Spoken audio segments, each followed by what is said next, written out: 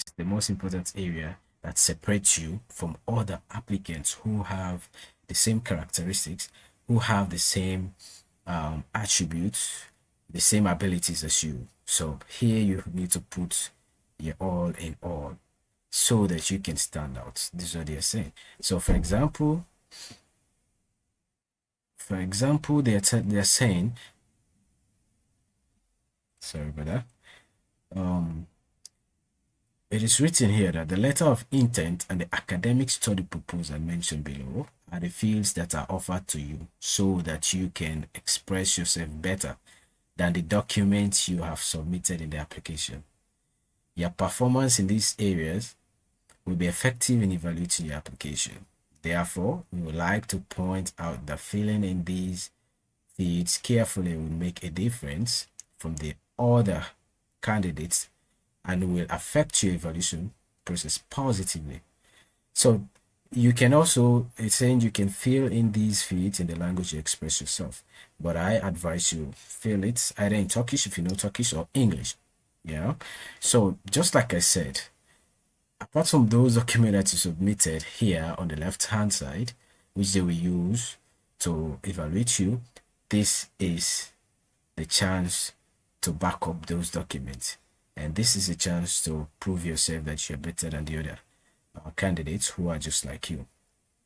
So let's get started. The first aspect is the letter of intent. But first, while we are going through this, I will be using two documents I've created. I use a personal statement, which is also a letter of intent, which I used to apply for the MEX scholarship, Japanese MEX scholarship, which I was fortunate to be awarded. And I will also use a proposal which I've developed to guide you through. Yeah. So the letter of intent. In this section, you're expected to explain the following. So the first thing you want to know is your academic background and your social experiences. Yeah. Relating to the field you want to take an education in. So your academic performance, your academic experience, sorry, and your field, your social experiences must be related to the field you want to have a scholarship in. That is to say, you're not just going to tell them what kind of experience. You're going to tell them your experience and how is this related to the field you want to apply for.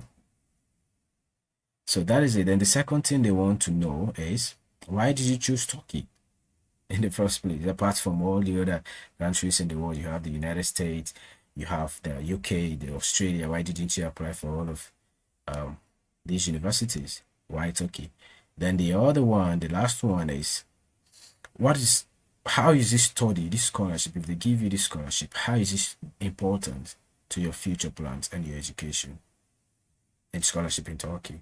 How is this going to benefit you? So basically, these are the things they want. So if I can, just like I said, I've developed a proposal which we will go through together.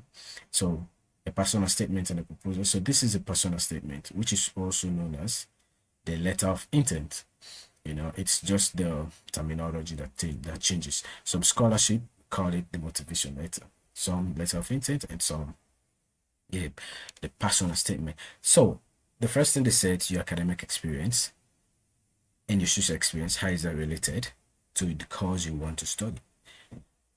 So I started here by stating my name and the course I studied on the bachelor's if you're applying for the degree, if you're applying for a master's program. If you're applying for a degree, you have to state here your high school program. So that is I started. I said, okay, my name is for the Justiciar, citizen of the Republic of Sierra Leone. I'm passionate about youth peace, disability rights, and inclusive education. I've just concluded a Bachelor of Social Science degree with honors in peace and conflict studies at the Fulbright College, University of Sierra Leone. During this, I was trained in peace building, human rights, conflict resolution, peace education, and conflict early warning. Other relevant courses offered include mediation, gender and development, conflict resolution, women, peace and security, natural resource governance, nation building, and conflict prevention, as well as security sector reform, democracy, and good governance. Yeah. So the overall objective of my course is to promote human-centered security, a concept that gained prominence after the Cold War. So now this is my academic experience. And I applied. Now they said your academic experience has to be related to the course you want to study. And I applied. I did a bachelor in peace and conflict studies, and I also applied for a master's in peace and conflict studies. So you can say that there's actually a link. Now it doesn't need to be the same course. It can be a course similar to what you study. Yeah. So now this is my social experience. Similarly, I've been engaged in youth and peace advocacy for 3 years. Why? Because the narrative of youth in my country, which is more or less across Africa, it has been negative. Due to the involvement of youth, young people in violence, especially political violence or crimes. Yeah. So this is the basis why I've been involved in peace advocacy in youth. Why I've been passionate about that. So because we need to change the narrative. And who can change the narrative? The young people themselves. So for me to change the narrative, what have I done? In a bid to change the narrative, to the story, I've been working with the Campus Peace Club, SL. In bracket, I was also a foundation member, which means I was part of the members that started the club from university, and I was also the assistant secretary general. So it was a community-based organization which focused on transforming the mindset of young people and getting them to be fully involved in the peace building process in the country. So through training and sensitization. So this is how we carried out our activities. So that same organization has now been transformed into a national NGO. That is after we graduated. So this is how far we've come. So a national NGO known as the Center for Research, Peace and Youth Affairs. So a national NGO with a broader mandate. So though I still remain to be a member, so that is it. But my position now has changed to that of research coordinator. So basically, this is my social experience. Yeah, this is how I've been using my education to benefit my community. So if you have other social engagement, you can put it. For example, I put here that I'm also a board member of another organization working on peace-related issues.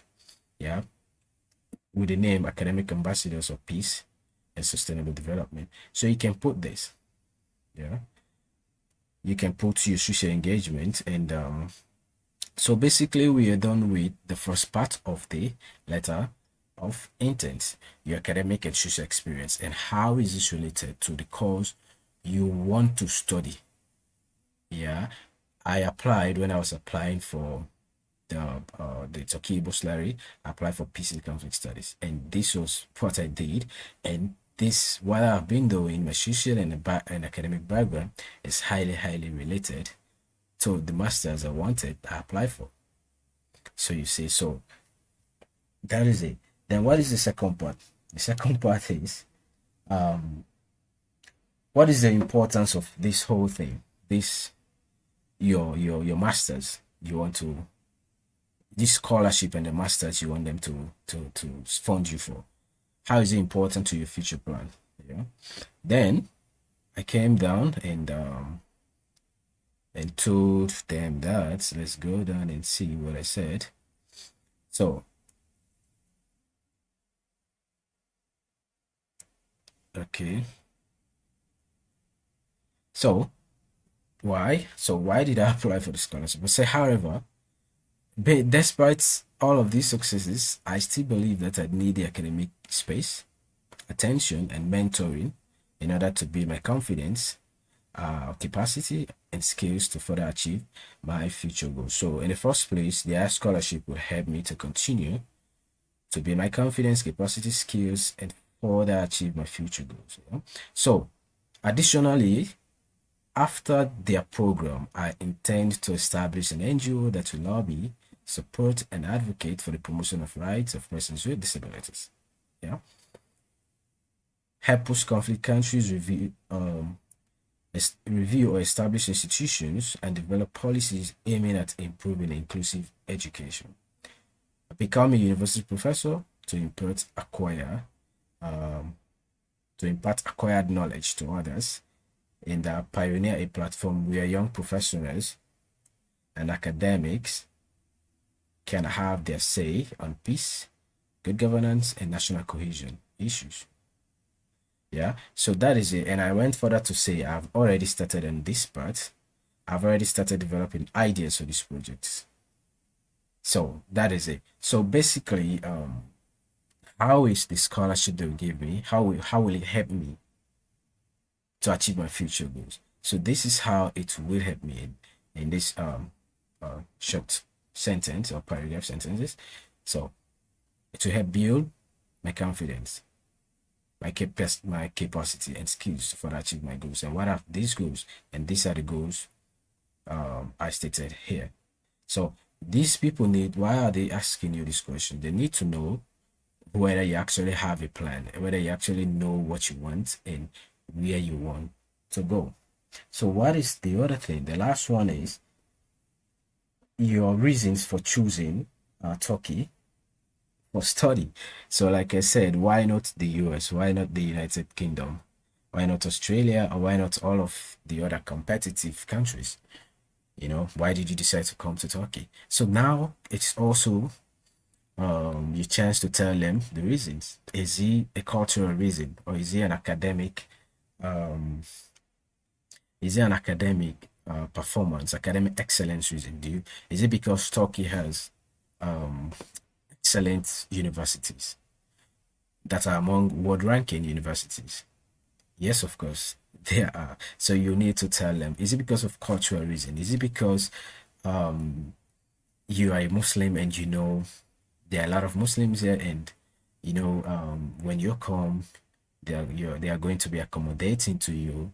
Now, every Turkey is a secular state. It encourages every religion. I'm a Christian, so I go to church every day. So, and there's actually religious tolerance. Yeah. So is it because of these things? Or is it because a lot of students come here from different cultural backgrounds and you want to have that experience? So it's all up to you to show them. So basically, this is how you can write your letter of intent. It is not anything, it's not rocket science, it's just putting your heads together. So how did I conclude? This is what I told them. I said there are a lot of universities in the world. Yeah. But Japan is, so I told you I wrote this with the Max scholarship. Japan is however a better place in this regard. Japan inter alia has not only experienced a major world war, but has survived and overcome major post-war challenges. Yeah. So than any other country. So therefore, it is strategic to the study of peace and conflict studies. Yeah. And also the university I applied for, I made mention of it. I said TUFS, that is Tokyo University of Foreign Studies, on the other hand, is among the best academic institutions, not only in Japan, but also in the world, yeah, that prepare professionals in peace and conflict studies discipline. Then I backed that up with evidence. I said rankings done by Tokyo Kizai, that is, so Tokyo Kizai, then WE, then also ENSMP, etc. over the years supports this fact. In fact, Tokyo took first place in Nikkei Human Resource Working Skills ranking among Japanese universities in 2013. So I gave evidences to back my assertion, yeah, my position, so that they know that I actually know what I'm talking about. Then I concluded, this is how I concluded my letter of intent. Finally, as discussed above, My academic background, professional experience, motivation to promote peace, human rights, among other things, place me as a suitable candidate for scholarship in your Masters of Arts in Peace and Conflict Studies program. Then I told them that I look forward to discussing further with them as soon as it is convenient for them. So this was to tell them that I was actually ready to even physically express to convince them more. You understand? So basically, this is how you write your letter of intent. Now, if it's in the space of, if it is about Turkey, then like I said, you have to tell them, okay, maybe it's about the culture, maybe it's about the university ranking. You have to do some research to back your